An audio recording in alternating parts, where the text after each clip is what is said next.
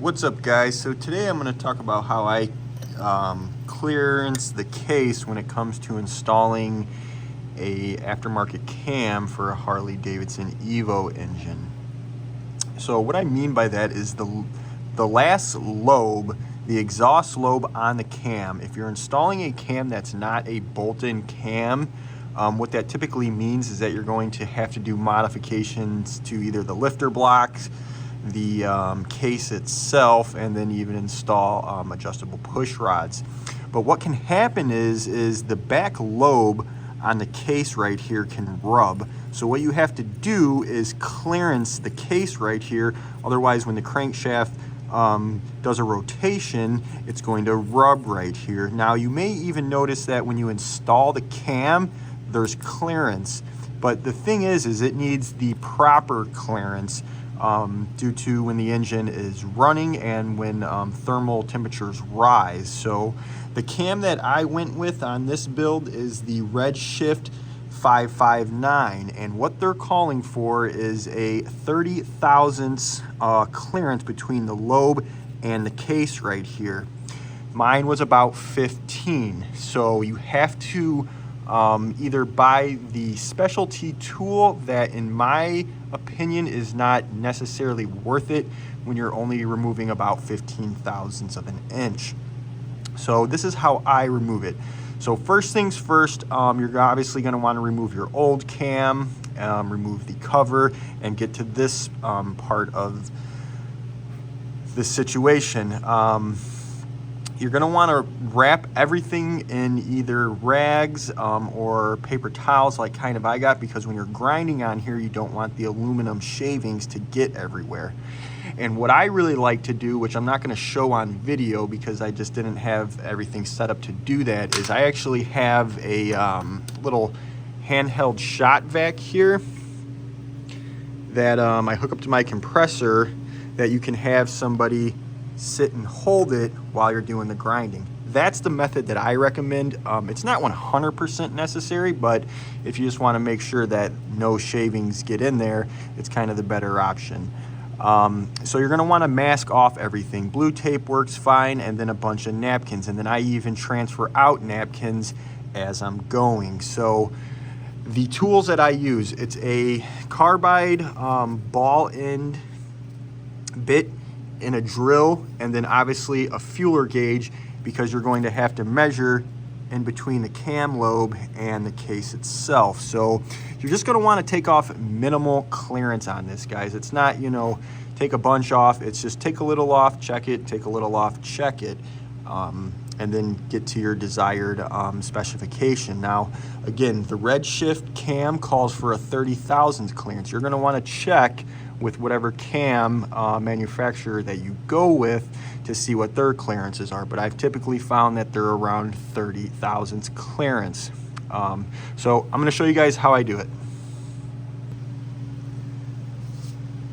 All right, guys, so once you have everything set up, your paper towels in place, again, having the little shot vac and a helper kind of just holding it in this area while you're doing it is definitely what I recommend doing. But for video demonstrations and me not having my helper anymore, I'm going to show you how I go about it. So again, a ball end mill, and just slowly removing material. Nothing crazy, not staying in one particular spot for too long. And you're just following that radius exactly how it is.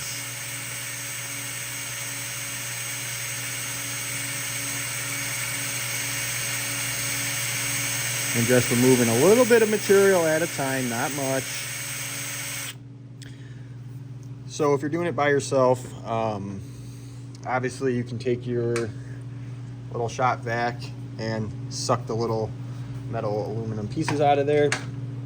But once you get to this part of clearancing the case, what you're going to want to keep doing, so you don't overshoot it, because there's really no need to take out more than what's needed, is you're going to want to kind of clear out the area. See, it does produce quite a bit of shavings there, if that'll focus. I guess it's not going to. But I like to change out the napkins every minute or so just to get as minimal shavings as possible.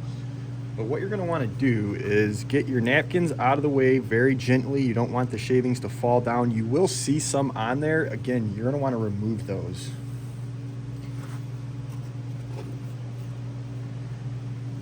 You're going to want to take your new cam, and so the lobe that I'm talking about is this last lobe on the camshaft. That's the one that can interfere with the case, and this cam spacer is directional, and the reason being is it's cut out right here, so when the lifter goes down it doesn't clip it. So you want to put that on, and obviously I don't have my spacer on right now because I haven't got that part of the build yet, but it doesn't matter for what we are doing here. As far as setting the timing, that does not matter neither. The most important thing is measuring the lobe underneath. And what I mean by that is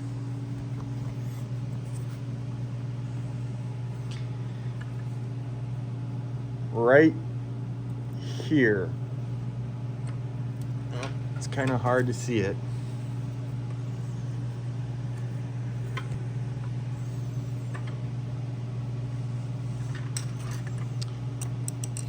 Right there is where I'm talking. It's kind of hard to get that on camera, guys, but I think you get the idea.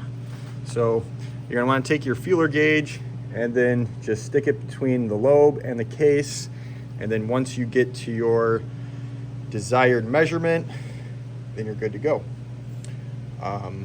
Like I said, just keep checking it, moving in small increments, taking out minimal as possible, and that's how you clearance the case for a bigger cam. As always, guys, please like and subscribe, hit the notification bell so you'll get alerted when I post new videos. Thanks.